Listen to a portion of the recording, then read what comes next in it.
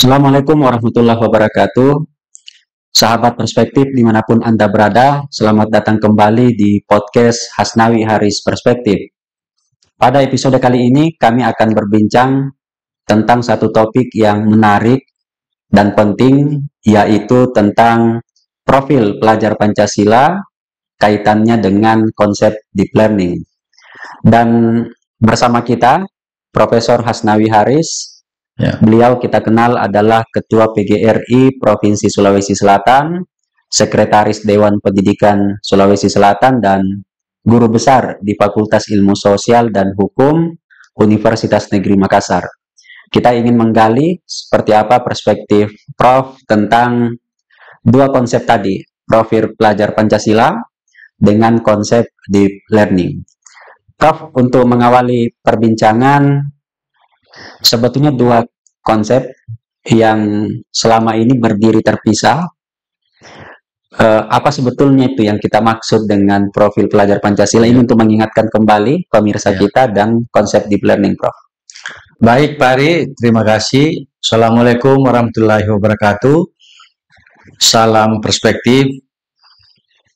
Ya, saya kira isu atau diskursus tentang profil pelajar Pancasila dan deep learning adalah sesuatu yang memang mengemuka dulu, Pak Ari. Jadi awal-awal ketika Pak Menteri, saya masih ingat Pak Menteri melonsing bahwa akan ada pendekatan baru dalam pembelajaran yang beliau sebut dengan deep learning. Kemudian jadi pertanyaan sebenarnya, apakah nasib tanda petik ya profil pelajar Pancasila yang ada di dalam kurikulum Merdeka itu berlanjut di kurikulum yang bakal akan dilaksanakan dengan pendekatan deep learning itu, sehingga kemudian inilah yang menjadi rasionalisasi mengapa sesungguhnya penguatan profil pelajar Pancasila itu memiliki hubungan yang erat dengan pembelajaran deep learning atau yang biasa kita sebut dengan deep learning itu. Apa yang kita masukkan dengan profil pelajar Pancasila? Kalau dalam konteks pembelajaran, Pak Ari, tentu kita tahu bahwa sebenarnya profil pelajar Pancasila itu adalah representasi dari karakter, sekaligus kompetensi dari peserta didik atau yang harus dimiliki oleh peserta didik atau siswa sebagai hasil akhir dari pendidikan kita, di mana karakter nilai-nilai Pancasila itu menjadi tujuan. Jadi ujungnya sebenarnya adalah apakah karakter dan kompetensi anak-anak kita ini benar-benar sesuai dengan nilai-nilai Pancasila yang kita harapkan. Nah, kemudian belakangan muncullah yang disebut dengan deep learning.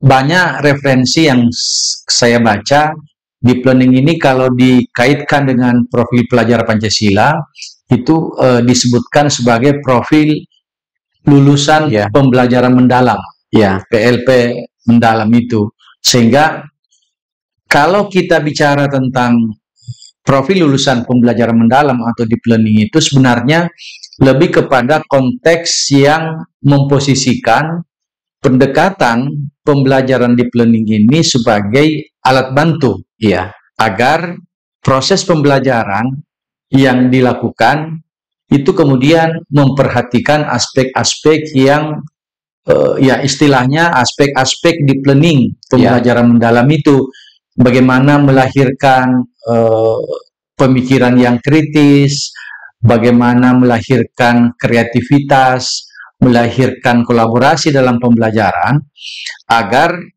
ini kemudian dari aspek yang ada di dalam profil pelajar Pancasila itu coba digabungkan, Pak Ari, dengan aspek pengetahuan, sikap dan keterampilan yang ada dalam proses pembelajaran itu. Untuk apa sebenarnya? Dilakukan untuk mencapai tujuan pendidikan nasional seperti yang kita pahami. Tujuan pendidikan nasional itu kan kalau diramu secara sederhana akan melahirkan anak-anak didik atau peserta didik yang beriman dan bertakwa, kemudian berakhlak mulia, mandiri, berilmu, dan sehat misalnya. Nah, inilah yang sebenarnya menjadi sesuatu yang penting. Nah, di sisi implementasi Pak Ari, kita bisa melihat bahwa sebenarnya profil lulusan pembelajaran mendalam ini dia sifatnya makro karena dia pendekatan yang kita sebut tadi. Kalau dia profil pelajar Pancasila itu lebih operasional, dia lebih mikro sifatnya karena itu sudah langsung harus dilakukan agar kemudian proses pembelajaran itu nilai akhirnya berdasarkan nilai-nilai Pancasila. Baik, Prof. Jadi secara pendekatan profil pelajar Pancasila dengan pembelajaran di planning tadi, Prof, itu berkonsekuensi kepada profil lulusan, Prof. Iya, betul. Nah, pertanyaannya, adakah perbedaan dimensi, Prof? Iya. Antara profil lulusan pelajar Pancasila P3 ini dengan pembelajaran mendalam tadi, Prof?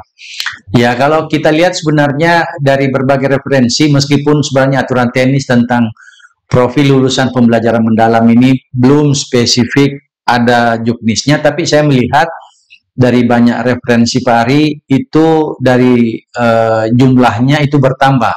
Kalau kita lihat kalau dimensi profil pelajar Pancasila itu kan pertama itu beriman dan bertakwa kepada Tuhan Yang Maha Esa, berakhlak mulia, kemudian berkebinekaan global, kemudian yang ketiga itu memiliki nalar kritis, bernalar kritis, kemudian yang keempat mandiri, kemudian yang kelima itu kreatif, dan yang keenam adalah bergotong royong. Nah, sementara kalau profil lulusan pembelajaran mendalam atau deep learning itu ada 8 dimensinya Pak Ari. Kurang lebih sama sebenarnya, ada beberapa yang ada irisannya mirip. Iya.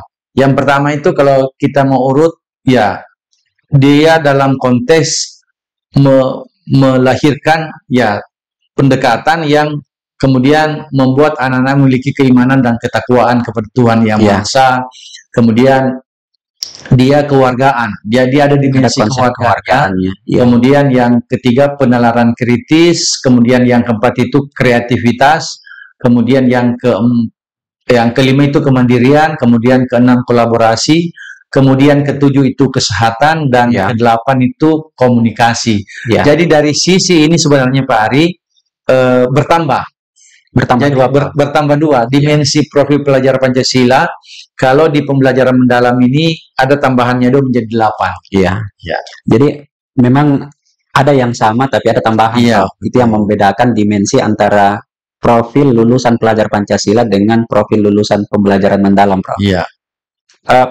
Pertanyaannya, Prof, kalau profil lulusan tadi ada yang berbeda pada beberapa bagian, Prof, bagaimana merelevansikannya, Prof? Antara dua konsepsi, dua pendekatan, dan ujungnya tadi ada yang membedakan.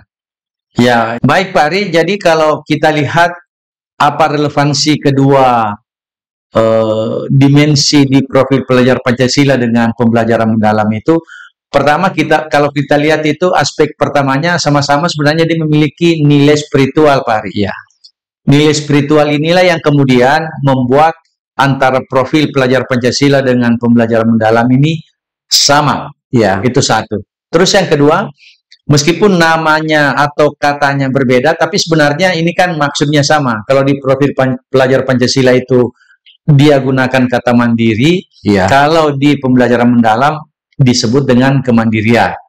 Nah, kemudian yang sama itu kalau di profil pelajar Pancasila itu kreatif. Kalau di yang profil pelajar mendalam itu kreativitas. Kemudian kalau di profil pelajar Pancasila itu disebut dengan gotong royong. Kalau di pembelajaran mendalam itu disebut dengan kolaborasi. Nah, sebenarnya antara yang saya sebut tadi itu aspek-aspek sebenarnya penekanannya pada 4 hal, Pak Ari. Jadi yang tadi saya sebutkan 8 dimensi itu kalau ini dipoles itu menjadi 4 saja. Pertama, bahwa antara profil pelajar Pancasila dan pembelajaran mendalam ini itu aspek spiritual itu lebih menonjol. Itu yang pertama. Terus yang kedua, bernalar kritis atau berpikir kritis. Kemudian yang ketiga adalah kreativitas. Dan yang keempat adalah kemandirian. Nah, Jadi untuk melahirkan profil pelajar Pancasila dengan pendekatan pembelajaran mendalam ini, inilah yang sebenarnya menjadi sangat relevan. Sehingga apapun, saya menganggap bahwa apapun kurikulum yang nanti bakal dipakai, konsep yang namanya profil pelajar Pancasila itu tidak boleh hilang. Karena kan banyak juga orang yang mengatakan, ini kan kemarin penguatan profil pelajar Pancasila itu lahir ketika kurikulum merdeka. Nah, setelah kurikulum merdeka ini tidak ada, itu kemudian akan hilang. Saya ingin mengatakan bahwa profil pelajar Pancasila itu kan sangat penting. Kita masih mengingat sebenarnya dengan bahasa yang berbeda ketika Pak SBY jadi presiden, dulu ada desain pendidikan karakter. Iya. Yang kemudian dielaborasi di pemerintahan Pak Jokowi, beliau menyebutnya di program itu penguatan profil pelajar Pancasila. Nah, kalau nanti ada deep learning ini dilakukan dengan nama yang berbeda, tapi sesungguhnya profil pelajar Pancasila ini tidak hilang rohnya, tidak hilang semangatnya, bahkan mungkin substansinya tidak hilang meskipun dengan nama yang berbeda, Pak. Jadi mestinya kemasannya saja yang dia, karena substansinya ini masih relevan. Betul. Itu harusnya dilanjutkan, Prof, direlevansikan. Iya. Pertanyaan selanjutnya, Prof, kalau ini dianggap relevan ternyata, Prof, dua konsep ini, bagaimana mengintegrasikannya di dalam sistem pendidikan kita, Prof? Iya. Baik, Pak Ri, ini pertanyaan menarik. Bagaimana menjalankan? Karena salah satu sisi kelemahan kita ini kan kadang kita banyak konsep ya, banyak teori kita pahami, tapi ketika kita mau mengimplementasikan, di situ kita kurang. Banyak sekali teori. Saya masih mengingat, ini pengantar saya sebelum saya jawab, Pak Ri. Saya masih mengingat dulu ketika bicara tentang desain pendidikan karakter, itu desain makro dan mikronya sudah ada, tetapi ketika sampai di satuan pendidikan, kita tidak konsisten. Kita kemudian tidak memiliki standar baku untuk memastikan bahwa nilai-nilai karakter yang ingin ditanamkan, nilai-nilai karakter yang ingin diinternalisasi di satuan pendidikan itu, kita tidak stabil di situ. Akhirnya ya sudah, lahirlah banyak teori, banyak pendapat di situ. Nah, sekarang pertanyaannya, bagaimana mengintegrasikan dua hal ini? Pertama, kalau saya, Pak Ri, memang harus, kurikulum yang ada, sekalipun nanti akan berubah, ini harus diintegrasikan dalam kurikulum yang akan berlaku. Jadi bagaimana 6 aspek di profil Pancasila, pelajar Pancasila, kemudian 8 aspek yang ada di pendekatan pembelajaran deep learning ini, kemudian itu masuk dalam kurikulum yang bakal dipakai oleh setiap guru pada mata pelajaran apapun di satuan pendidikan. Itu satu. Terus yang kedua, karena sesuatu yang baru, saya kira memang tidak boleh ada guru yang mengatakan kita tidak perlu meningkatkan kemampuan, kompetensi, apalagi skill, karena ini kan sesuatu yang sudah biasa. Saya ingin mengatakan bahwa untuk memastikan kalau mengintegrasikan aspek yang kita sebut tadi, penguatan profil pelajar Pancasila dalam pembelajaran bermakna mendalam ini, memang upgrading skill guru itu sebuah keniscayaan. Harus, tidak boleh tidak, karena ini kan sesuatu yang baru, Pak. Itu yang kedua. Terus yang ketiga, nah ini juga menjadi challenge tersendiri. Karena di saat seperti ini, teknologi ini kan sebagai sebuah alat bantu yang cenderung bisa jadi dominan dalam memanfaatkan berbagai aspek ketika kita mengintegrasikan ini tadi. Sehingga kata yang tepat untuk yang ketiga ini saya ingin mengatakan bahwa guru wajib memanfaatkan IT dalam proses pembelajarannya. Tidak boleh secara konvensional, karena kalau itu dilakukan, tentu aspek akselerasinya menjadi berkurang. Nah, inilah yang kemudian nanti bisa tidak maksimal penguatan profil pelajar Pancasilanya itu. Kemudian yang keempat, Pak Ari, saya kira kalau kita bicara mengintegrasikan dalam kurikulum ini sesuatu yang penting, maka yang tidak kalah pentingnya adalah mencoba mensimulasi praktek-praktek baik dalam kegiatan ekstrakurikuler. Jadi praktek untuk kemudian melahirkan penguatan profil pelajar Pancasila itu, teman-teman di sekolah, teman-teman guru, itu harus punya program untuk agar anak-anak kita dalam kegiatan ekstrakurikulernya itu bisa termanfaatkan, bisa jadi bagian dari simulasi itu. Kemudian yang terakhir, Pak Ari, Ya, tentu saja akan ada implikasi dari sisi asesmen, dari sisi evaluasi, Ya, termasuk dari sisi kita melakukan refleksi bahwa tujuan pembelajaran mendalam dengan kemudian menggandeng aspek penguatan profil Pancasila itu atau profil pelajar Pancasila itu berarti tidak hanya mengukur aspek akademik ya anak-anak kita, tapi juga coba menyasar bagaimana mengukur aspek karakter anak-anak kita. ya, Dan yang terakhir Pak Ari, terutama bagaimana anak-anak kita itu terbiasa untuk kemudian bergaul dengan keterampilan abad ke-21. ya, Berpikir kritis, kolaborasi, atau kerjasama, kemudian kreatif, mandiri, adaptif. Inilah yang kemudian menjadi momentum yang baik menurut saya untuk memastikan bahwa penguatan profil pelajar Pancasila dengan 6 dimensi ini ditambah dengan profil lulusan pembelajaran mendalam dengan 8 dimensi itu kemudian bisa disatukan, diintegrasikan agar kemudian tujuan pembelajaran yang saya sebutkan tadi itu bisa tercapai, Pak Ari. Baik, Prof. Jadi ya, sebetulnya dua konsepsi ini kalau dipahami secara utuh dan diintegrasikan dalam pembelajaran, tujuan pendidikan itu dengan sendirinya akan lebih simultan tercapainya, Prof. Ya. Prof, seperti biasa kita memberi edukasi kepada pemirsa kita tentu sekaitan dengan topik kita hari ini. Silakan, Prof. Baik, Pak Ari, sebagai edukasi kita pada hari ini dengan topik penguatan profil pelajar Pancasila dan penguatan profil lulusan pembelajaran mendalam atau deep learning. Yang pertama, tentu bagi teman-teman guru harus memastikan bahwa ketika ini diterapkan, teman-teman harus punya skill, harus punya kompetensi yang memadai untuk memastikan kita bisa mentransformasi kepada anak-anak kita. Ya.